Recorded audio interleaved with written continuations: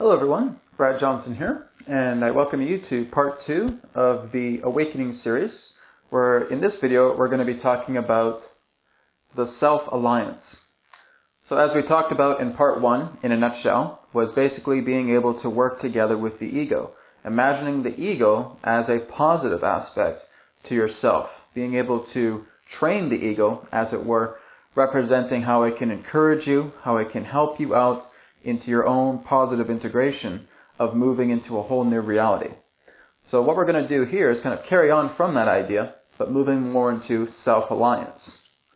So when I'm talking about the self, so we hear that a lot. We hear that a lot in metaphysical circles, we hear that in consciousness circles, spiritual circles, etc. We're looking into the idea of self-harmony.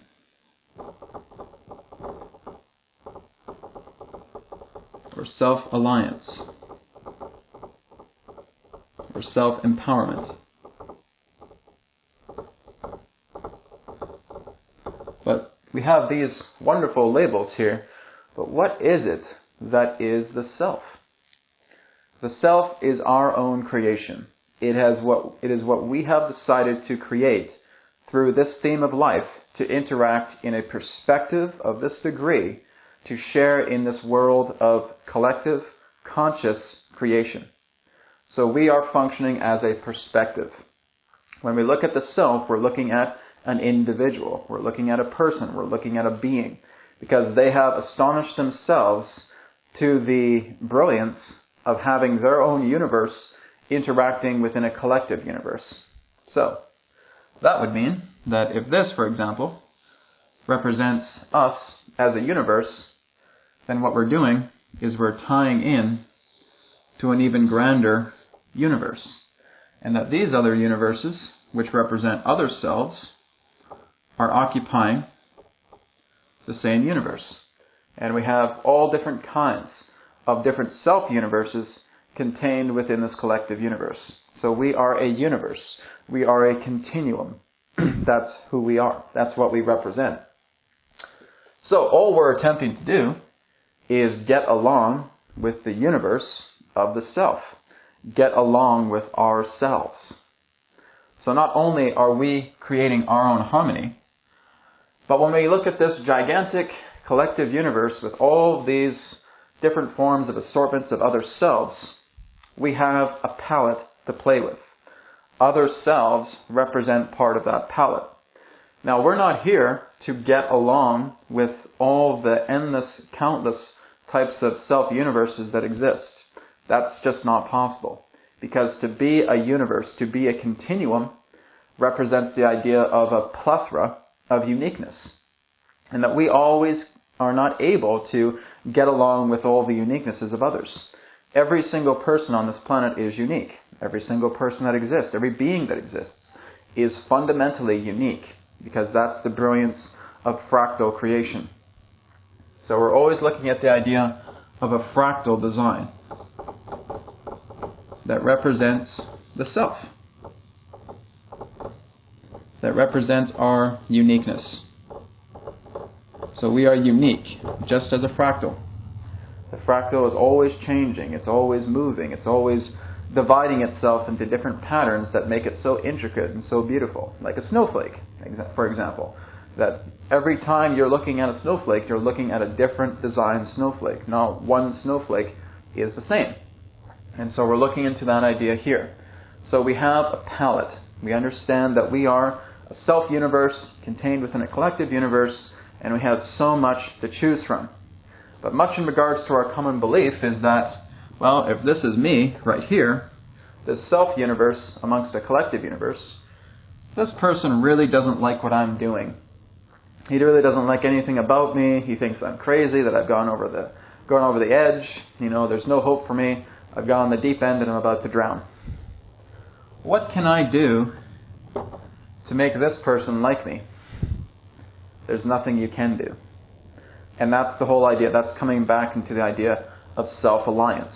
We have a very large pool. We have a countless amount of self-universes contained within this collective universe, and we feel that we have this fixation that everybody has to like me.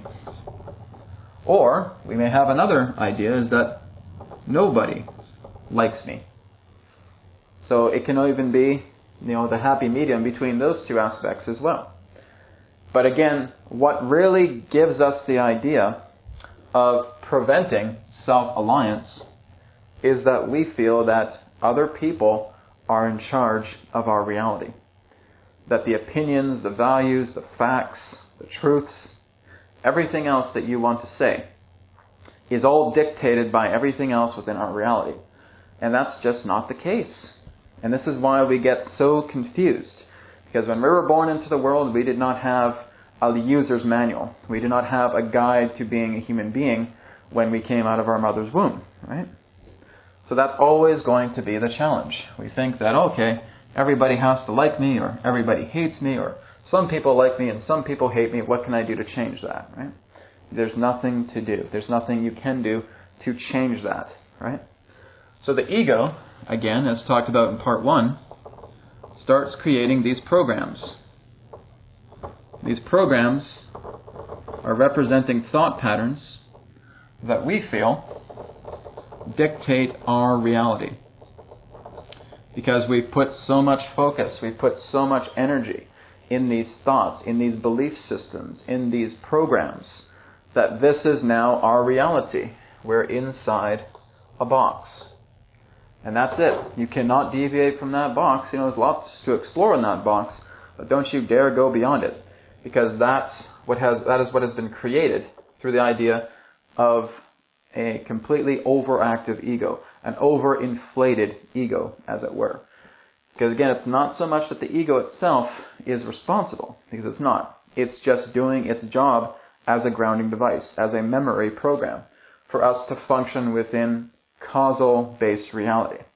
We require an ego in order to function in a reality like this, that has continuity, that has causality, that preserves experience.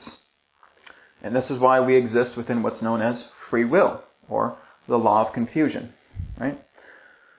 So, what we are attempting to do, again, is have that type of self-alliance by harmonizing with the ego. And that starts by being able to look into our thought patterns. But what many people have come to me and saying, you know what, I just haven't had time for that. I got to work, and I have to take care of my kids, or I have to, do a lot of traveling, or I'm dealing with my family, or I got other friends that have so much demand upon my time. Okay, that's understandable.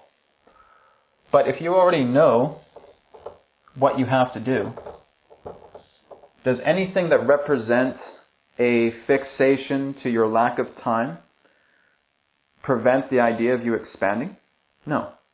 Because you will always have a moment. You will always have something that you will be able to intricately weave into yourself. Completely understand. People have busy lives. Completely understand. But as long as you keep thinking that your justification of your lack of time is going to be the continual catalyst for this, then you are a hamster running a wheel. That's it. So you can keep saying, well, you know what, Brad, I understand what you're saying here. I get the point. Just don't have time. Just can't do it. I just don't know. And there you go. That is you back in the box. I'm not here to change your reality. I'm not here to change you. I'm not here to quote-unquote fix you. This is what you've decided to stay in. Because, well, time is the belief that I have created through the overinflated ego, through the oversensitive programming that has become completely, just an infernal rush of energy, right? So because I have this roaring inferno of all these programs contained within the ego, I better follow through. I better not deviate from that. There better not be a chance for me to harmonize with that, because this is my reality. What if this happens, bro? What if I trust myself, though? I don't know where I'm going. I don't have a clue about where I'm going to go if I break free from this. That's absolutely right. You won't have a clue of where you're going. And that's the beauty of reality. We need to look at the idea of reality as the ocean current.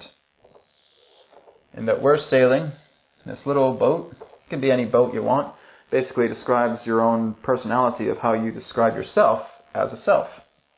So this is your little boat, okay? And the currents are constantly guiding you into a land that is unseen, into an ocean that's unseen, leading into a whole new frontier, so to speak.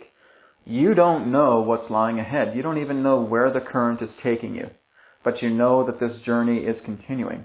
And these manifestations upon the ocean are representative of the reflections that you're giving yourself. You're just amongst an ocean. And throughout this ocean, as the current continues to bring you forward, you create the mirages, you create the projections, because your uncertainty creates fear. And that fear is manifesting all these things. Maybe you have a pirate ship that wants to shoot a cannonball at you, right? Whatever it may be. Or maybe you may be able to see this beautiful golden yacht in the distance and it looks so beautiful. Whatever it may be, that's your manifestation. But there will be times where we're so afraid of the current because we're not used to change that we want to take the paddle and we want to backstroke. And no matter how hard we try to do, how to backstroke, how to continue to paddle, we don't move an inch. And that's the whole idea. It's not the idea that we're continuing with the current. The current is basically attempting to bring us this way, but we're putting so much resistance in preventing ourselves from being guided by the current. And this is reality. The universe is the current. It is taking you to lands unseen. It is taking you on this voyage through this deep, beautiful ocean. And that the deep, beautiful ocean is a hologram. And that anything can come up in that way based upon your current state of being. So, what can you do to allow the current to bring you into a very blissful voyage, a very blissful trip? By being completely present and aware of self-alliance. That's the key. So, let me go ahead and clear some of this off. Self-alliance is what's going to help you in not being so scared of the unknown. Now again, that's just what we've been trained to believe. If we don't know what's going to happen, fear for your life, run for your life, if you do not know what the unknown is. And that's the representation of an Armageddon. That's the representation of an apocalypse.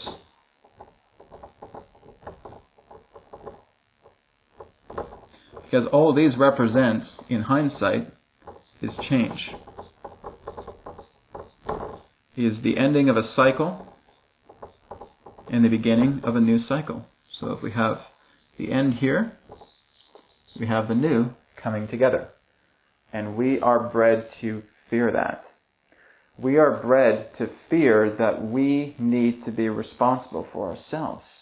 Why? Because we have many of these other particular people upon this planet who understood the game a very, very long time ago. And throughout the generations of bloodlines and throughout all these other generations of all of their kings and emperors, etc., they've known the game. We got the advantage here. We know what's going on. These people don't know what's going on. We're going to trick them. We're going to let them give their power to us. And we will become the gods among men. We will become the kings and queens and emperors. We will be the ones that will rule this world with an iron fist. But it has not turned out to be that way. Even after thousands of years of their own particular empires, empires have risen and empires have fallen.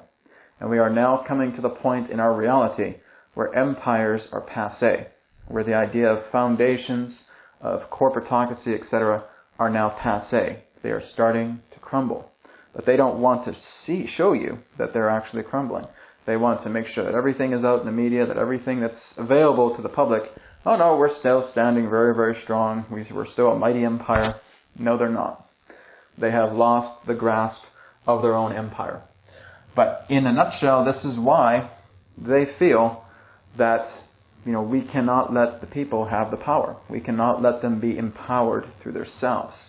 So, we are going to do everything we can to scoop up their power, to let them know that we're the best friends, that we can take care of them. They don't have to lift a finger.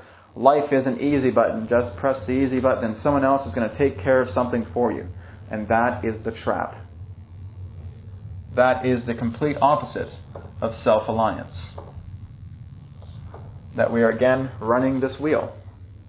Where's the easy button? Click. Come on, I can't do this. I need to find work. I need to do something. Come on, can't somebody else take care of this for me? Click. There's the easy button, right? It's about transcending the easy button. Now, when I say that to people, oh my God, you mean we got to do difficult work? We got to do challenges? There's something really, really big here that I personally have to take care of? Yes, that's the idea. As long as you feel that you are coasting and feeling that you have to give all of your power away to somebody else, you will be sabotaged over and over and over again. You will be used over and over and over again. You will be ridiculed. You will be taunted. You will be humiliated over and over and over again because you constantly give your power to something that exists outside of yourself.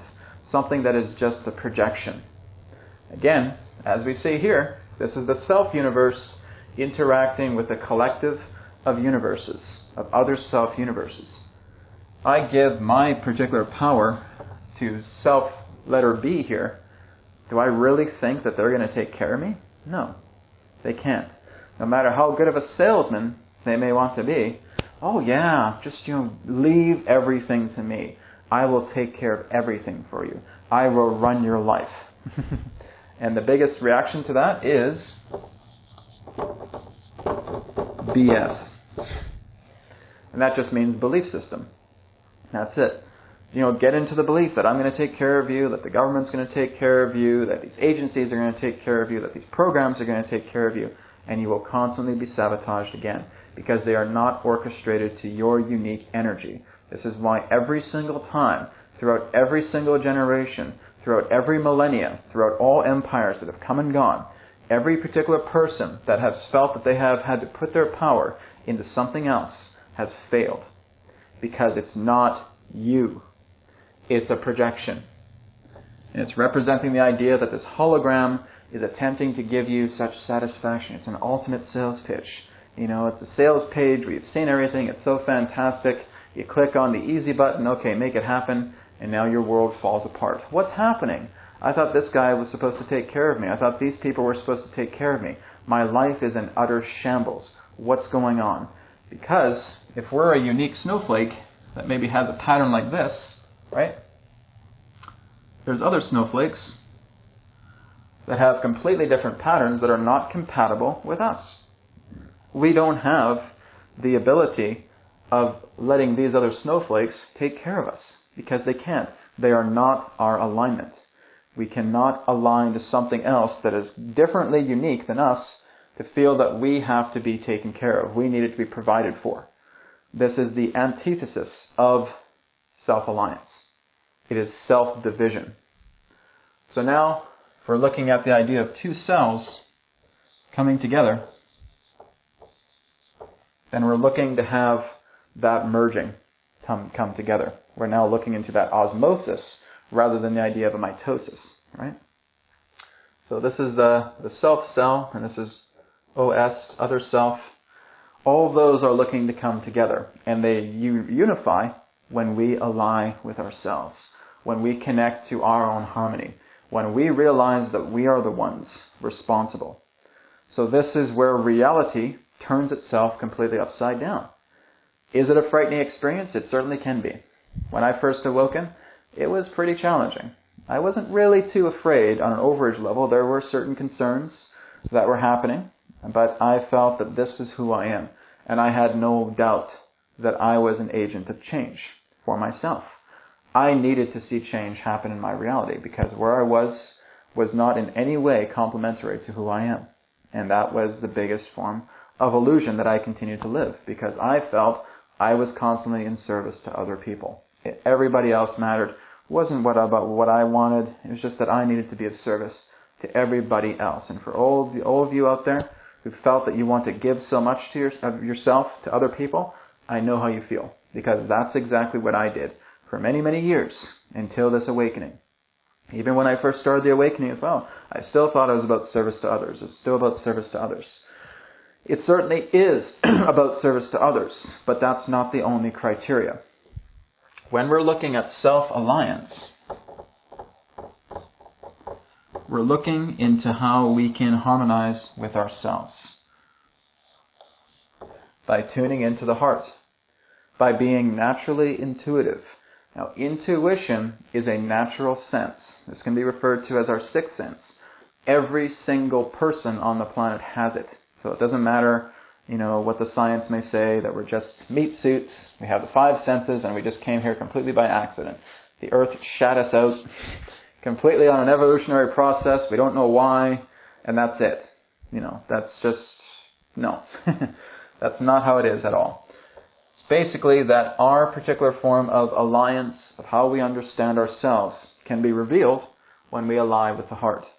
Again, as talked about in part 1, the logic is a great tool. It certainly helps us out. We're not dispelling logic. We're not throwing logic out the window. It certainly is helpful. It helps this particular reality, this causality effect, to be streamlined, to allow it to flow, so that we can experience events in the form of causality and continuity. So again, logic is great for that, and that certainly is where it belongs. Absolutely. But we're looking at the remaining amounts here of the 99.9999999% of reality. And that comes through feeling. If we really want to understand ourselves, we need to embrace feeling. I don't like to say need to, I don't like to say want, but that's truly how it is. It's just naturalness. It's the idea of our physics. That we have the physics of the physical, and we have the physics of the vibration, of the energy, of the feeling. And that all comes together through the heart. And that's something that modern science has not fully understood yet, because they always want to focus on the bare bones. They want to focus on the nuts and bolts of reality. And that's not wrong by any means. But it's not about trying to normalize the idea of bringing finite equations into something that's infinite, because you're just going to constantly be in the rabbit hole, falling and plummeting further and further, because these theories are not going to fly. You need to deal with infinites. As long as we deal with measure, then we're always going to have constant revision taking place. So if we have a constant measurement here, that measurement is always going to be stretching itself out. It doesn't matter how fancy you put a simple little mathematical equation. It's v to the s to the 23rd power to the 17th power minus squared, blah, blah, blah, blah, blah, blah, and all this, right? It's nice. That's a very nice variable that you've created, and that's a nice measurement. It has nothing to do with the universe. That's just perception. Perception is looking at it in a certain way to feel, okay, here's how we can measure it based on how we perceive it. But perception is as infinite as the universe itself.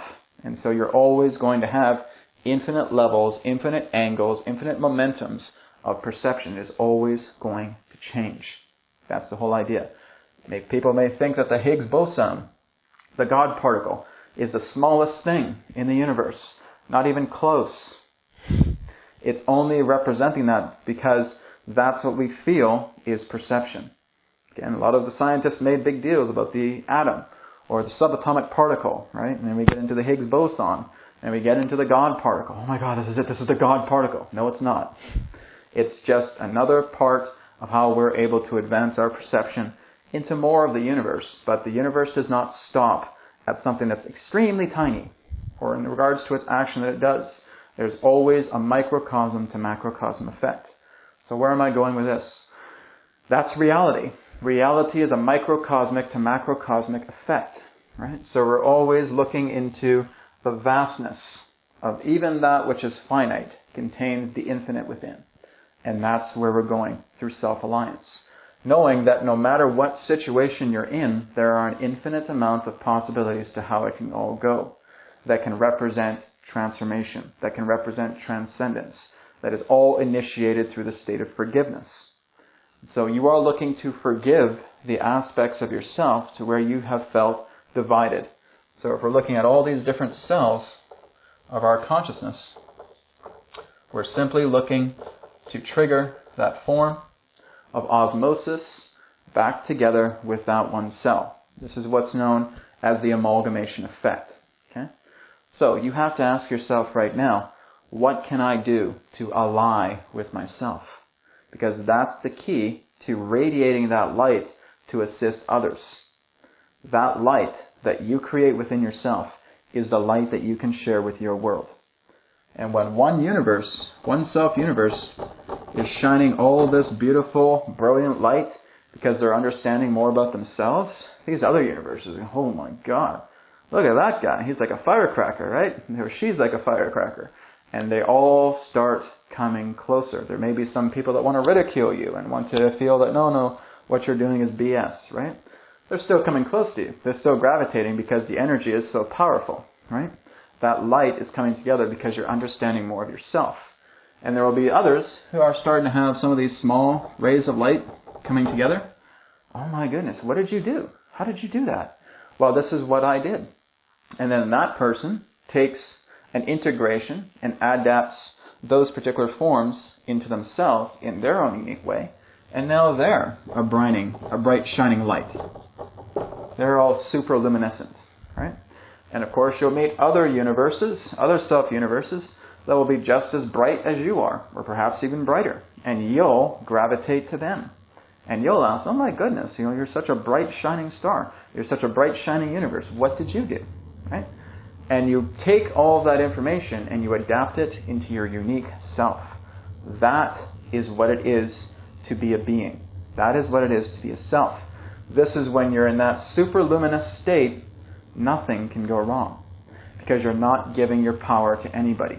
You see the power of yourself that radiates throughout all reality. And that's the hologram.